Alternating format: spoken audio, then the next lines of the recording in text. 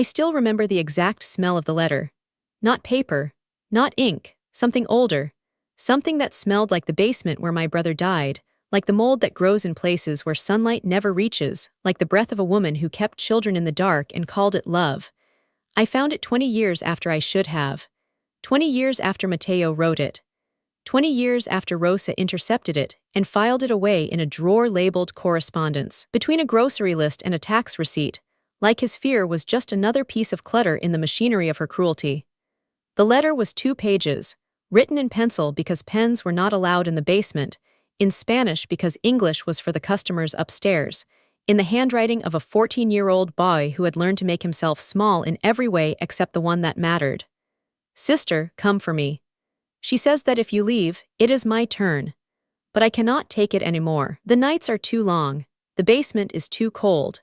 And sometimes when she closes the door, I hear her call the other children her children, and she calls me the boy who could not take it. Come for me, Viga, or come for her, but come. Because if you do not come, I think I am going to die down here and no one will know that I existed. He died 3 days later. Officially, a drug overdose.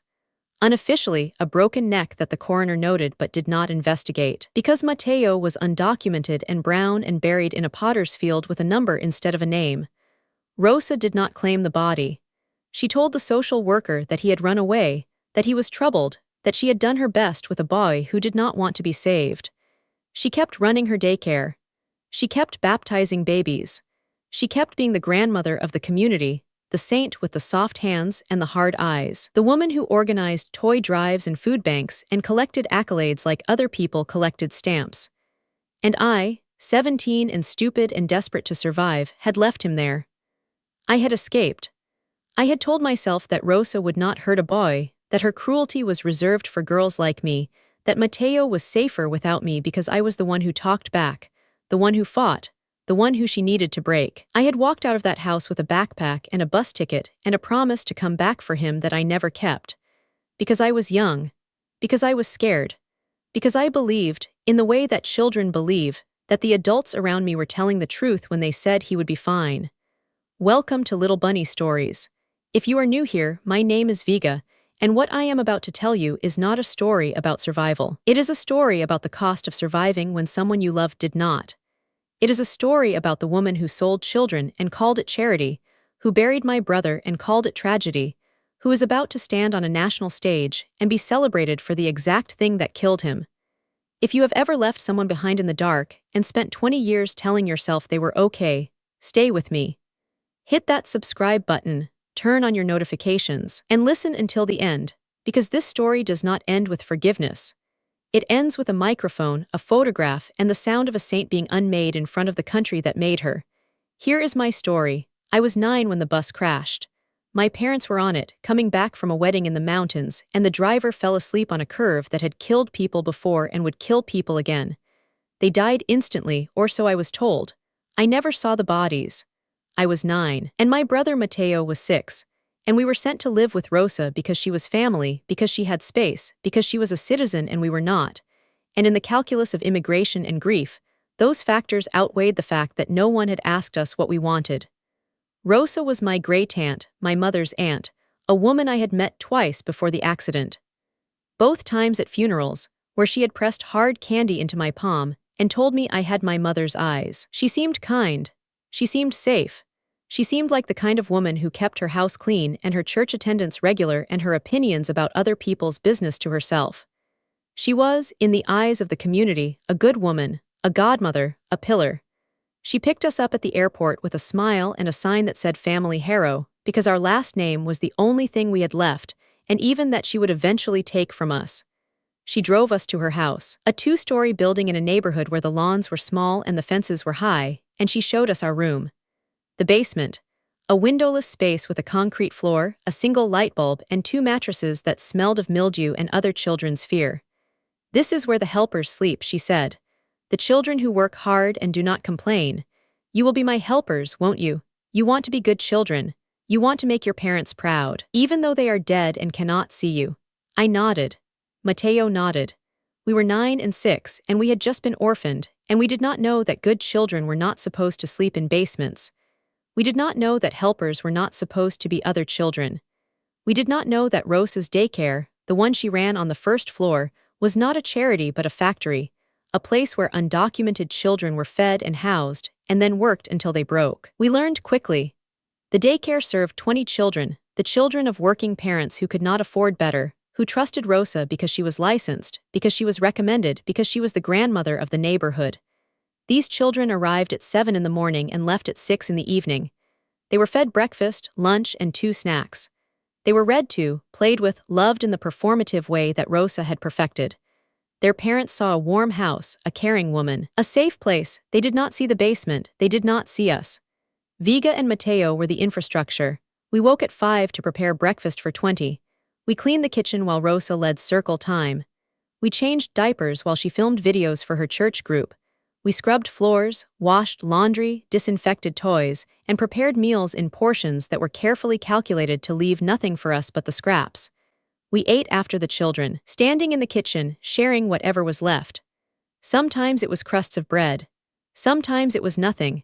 We slept in the basement, on our mattresses, with the sound of the furnace and the smell of the laundry detergent that we were not allowed to use on our own clothes.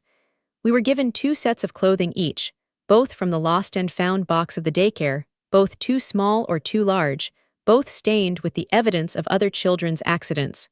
We were not allowed to attend school. Rosa said our papers were being processed. She said we needed to stay hidden until our status was legal. She said that if anyone found out about us, we would be sent back to Colombia, to the violence and poverty that had killed our parents, and it would be our fault for not being grateful enough, quiet enough, invisible enough. Mateo was 6. He believed her. I was 9, and I almost believed her too. But I was also angry. I was angry in a way that Rosa did not expect, in a way that she did not know how to break. I talked back, I asked questions. I looked her in the eye when she gave orders and I did not flinch. She punished me for this. She punished me with extra work, with less food, with nights in the basement without the light bulb, with the belt that she kept in the kitchen drawer, and used with the same precision she applied to portion control. But she could not make me small. She could not make me grateful. She could not make me love her. Mateo was different. Mateo was gentle. Mateo was the kind of boy who shared his crusts of bread with me, who sang songs in the dark to make the basement feel less like a grave, who drew pictures of our parents on the back of old worksheets and hid them under his mattress so Rosa would not find them. He was small for his age, with our mother's delicate bones and our father's soft eyes, and he tried so hard to be good. He tried to finish his work faster. He tried to make fewer mistakes. He tried to be invisible in the ways that Rosa demanded, to fold himself into a shape that would not attract her attention. But Rosa did not want him invisible. Rosa wanted him broken. I found out later, much later, that Rosa had a system. The girls were workers. The boys were currency. She used Mateo and the other boys who passed through her basement in ways that I did not understand at 9 and could not name at 17 and still cannot speak without my hands shaking. She sold access to them. She rented them out. She used them as favors for men who did business with her, who donated to her church, who helped her navigate the bureaucracy that kept her daycare licensed and her basement full of fresh children. I did not know this while it was happening. I knew that Mateo changed. I knew that he stopped singing. I knew that he started flinching at loud noises, at footsteps, at the sound of the kitchen drawer opening. I knew that he developed a cough that would not go away, a cough that Rosa treated with cough syrup she bought in bulk, the kind that made him sleepy and docile and easier to move. I knew that he started having accidents, wetting the mattress, and that Rosa would make him sleep on the floor for days as punishment, the concrete cold against his thin back. I knew that I needed to get out, and I knew that I could not take him with me. The plan formed slowly, over months, over years. I was 12 when I started stealing money from the daycare register, small amounts that Rosa would not notice, quarters and dimes that added up to bus fare. I was 14 when I found a social worker's card in a parent's purse, a woman who spoke Spanish and asked questions, and seemed to see me when she looked at me. I was 15 when I told Rosa that I was going to the store for milk, and instead walked to the bus station, bought a ticket to a city I had never seen, and disappeared into a system that was not designed to find girls like me but sometimes, accidentally, protected them. I left Mateo a note. I told him I would come back. I told him to be strong. I told him that I loved him, that I was sorry, that I would fix everything as soon as I could. I folded it into a paper airplane and threw it down the basement stairs, hoping he would find it before Rosa did. She found it. I know because it was in the drawer with the letter, 20 years later, filed under correspondence, the airplane creases still visible, the pencil smudged where her thumb had pressed. I did not come back, not because I did not want to, because I could not, because I was 15 and undocumented and homeless, and trying to survive in a country that wanted me invisible or gone. Because I was arrested for shoplifting at 16, detained, released into a system that moved me from foster home to foster home, each one slightly less terrible than Rosa's but none of them safe. Because I aged out at 18 with no papers, no family, no proof that I had ever existed, except the memory of a boy in a basement, and the guilt that grew heavier with every year I did not return. I built a life from the fragments. I found work as a nanny, as a cleaner, as a translator for immigration lawyers who helped people like me become visible. I got my GED at 22. I got my legal status at 25, through a program for undocumented youth that Rosa would have called charity and I called survival. I became a social worker, specializing in the children that the system forgets, the ones in basements and attics and windowless rooms, the ones who are working instead of learning, the ones who are being sold instead of saved. And I looked for Mateo. I looked for him in databases and registries and the endless paper trails that the state keeps for children it does not care about. I hired a private investigator with money I did not have. I contacted Colombian consulates and immigration offices and missing persons bureaus. I found nothing, no record, no trace, no proof that Mateo Harrow had ever existed in the United States after the age of 9. I told myself he was alive. I told myself he had escaped like me. I told myself he had found a family, a home, a life that did not include Rosa. I told myself these things because the alternative was a darkness I could not face, a guilt that would have swallowed me whole if I had let it. I did not let it. I survived. I worked. I helped other children escape their own Rosas, their own basements, their own invisible torments. I told myself that this was how I honored Mateo, by saving others, by being the person who came back even if I could not come back for him. And then, 6 months ago, I found the drawer. It was an accident. I was not looking for Rosa. I had spent 20 years avoiding her, avoiding the neighborhood, avoiding the memory of the house with the high fence and the windowless basement. But a case brought me back. A child, 9 years old, Colombian, found working in a restaurant in the same neighborhood where Rosa had kept us. The social worker on the case mentioned a daycare, a licensed facility, a pillar of the community. She mentioned Rosa's name. I went to the house. I told myself it was professional. I told myself I was gathering information. I told myself I was not looking for my brother, not looking for proof, not looking for the end of a story I had been telling myself for 2 decades. Rosa was not there. She was at a conference, a national summit on community childcare, preparing a speech about the power of surrogate grandmothers.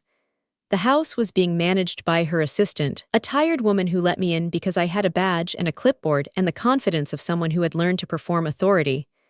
I went to the basement. It was unchanged.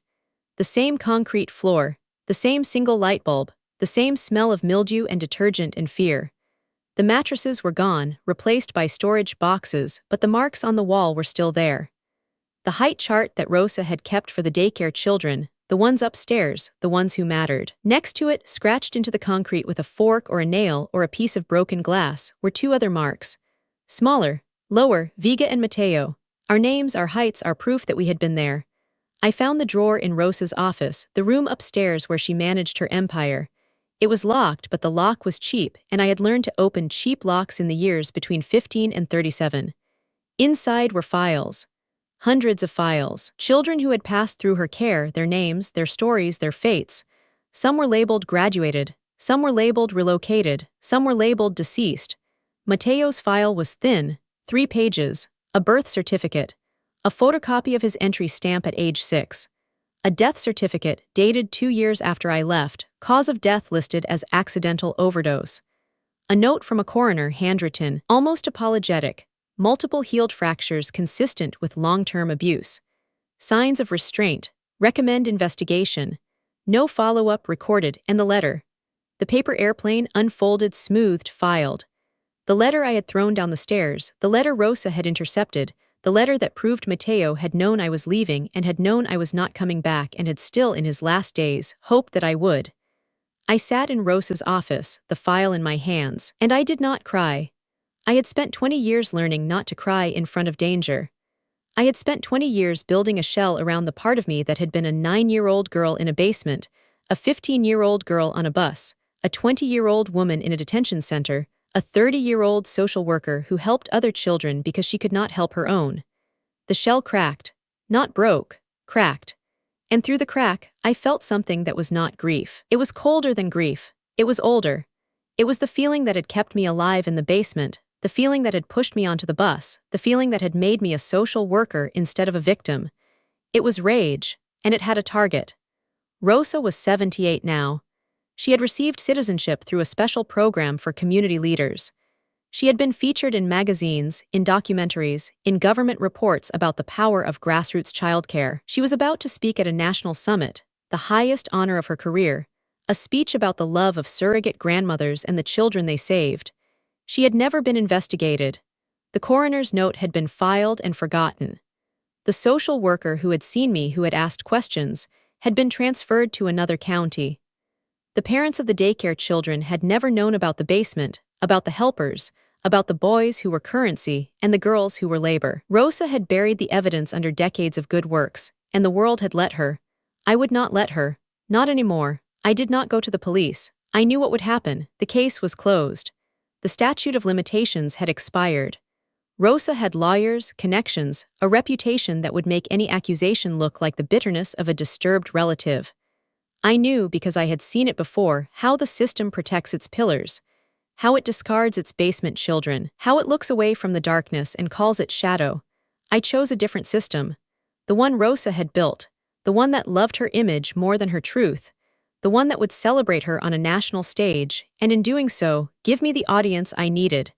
I became invisible again. But this time, invisibility was a choice. I contacted an organization that documented immigrant stories, a nonprofit with cameras and microphones, and a mission to make the invisible visible. I told them I was researching community childcare leaders for a historical project. I told them I wanted to interview Rosa, to capture her legacy, to preserve her wisdom for future generations. They loved the idea.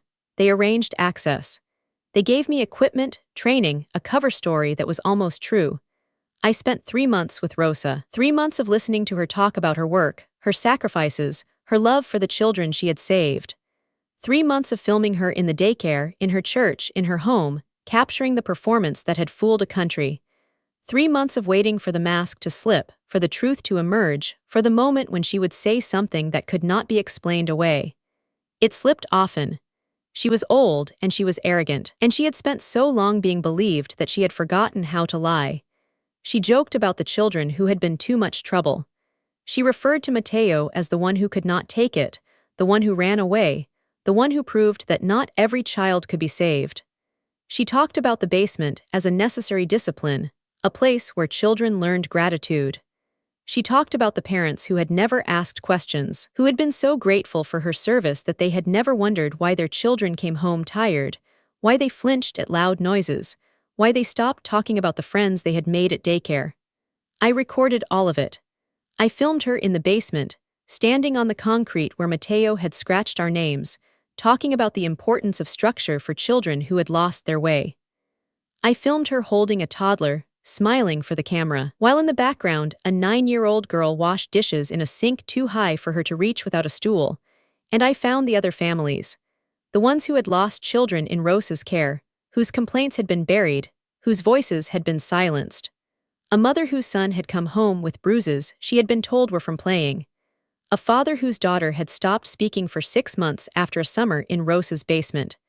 A woman, now my age, who had been one of Rosa's helpers 20 years before me, who had escaped and never spoken because she had been too afraid, too undocumented, too invisible. I gathered them. I gathered their stories, their photographs, their medical records, their silence that was finally ready to break. I told them about the summit. I told them about the stage. I asked them if they wanted to be seen. They said yes. The summit was held in a convention center in Washington, a building of glass and steel that looked like the future Rosa had always claimed to be building. 500 delegates, journalists, government officials, all gathered to hear the grandmother of community childcare speak about the power of love. I was in the translation booth, 3 floors up, with access to the audio system, the projection screens, the live feed that was being broadcast to news outlets across the country. Rosa was on stage, in a blue suit the color of trust, her silver hair styled to suggest wisdom without fragility. She was introduced by a senator who called her an American hero, a selfless servant, a woman who had given her life to children who had no one. She began to speak. She talked about her journey, her faith, her belief that every child deserved a grandmother's love. She talked about the daycare, the families, the community she had built. She talked about sacrifice, about the long hours and the small rewards, about the children who had grown up to be doctors and teachers and parents themselves, all because she had given them a home. I waited. I waited for the moment when the audience was most rapt, when the cameras were closest, when the narrative was at its peak. And then I pressed the first button. The screens behind Rosa went dark. She paused, confused, still smiling, thinking it was a technical glitch. Then the screens lit up with a photograph. A boy, 6 years old, in a school uniform that was too big, smiling at a camera he did not know was capturing his last year of childhood. Mateo, the audience murmured. Rosa turned, saw the image, and her smile flickered. Just for a second, just long enough. I pressed the second button. The coroner report appeared, the handwritten note. Multiple healed fractures consistent with long-term abuse. Signs of restraint. Recommend investigation. No follow-up recorded. I pressed the third button. Letter appeared. Mateo's handwriting, his Spanish, his fear. Sister, come for me. She says that if you leave, it is my turn.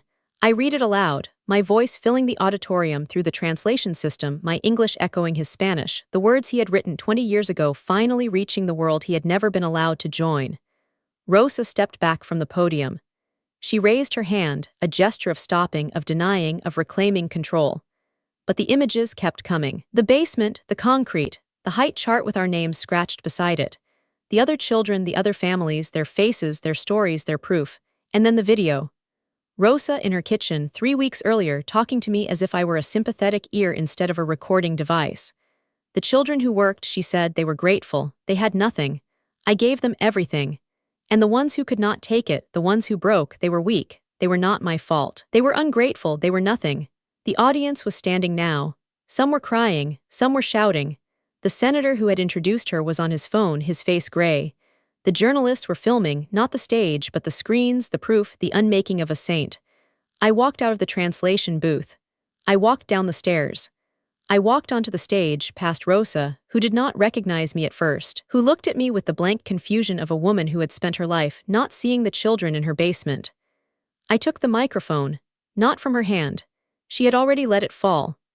My name is Viga Harrow, I said.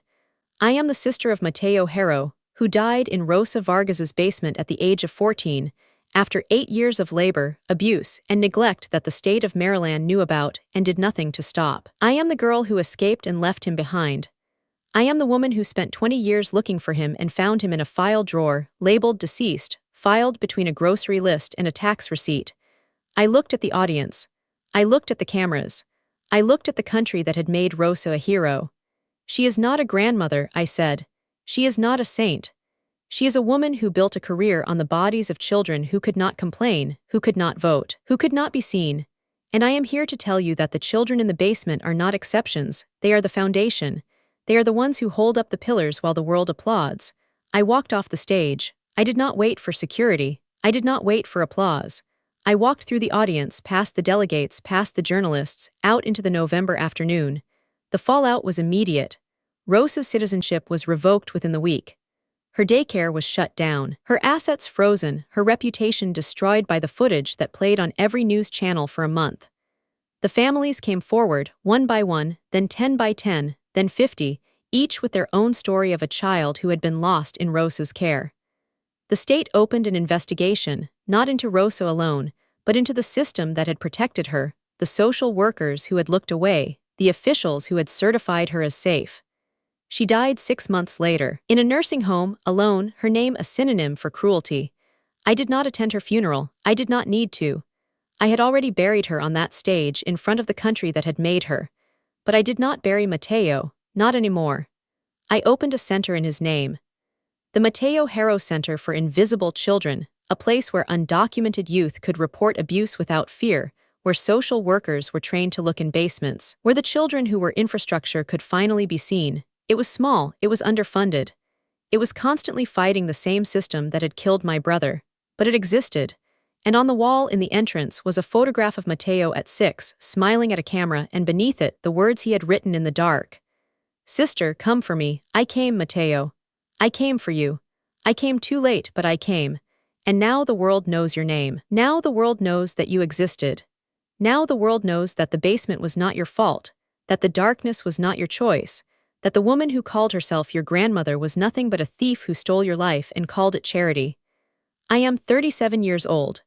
I have spent 20 years surviving, and 5 months avenging, and the rest of my life trying to make sure that no other child has to scratch their name into concrete to prove they were here.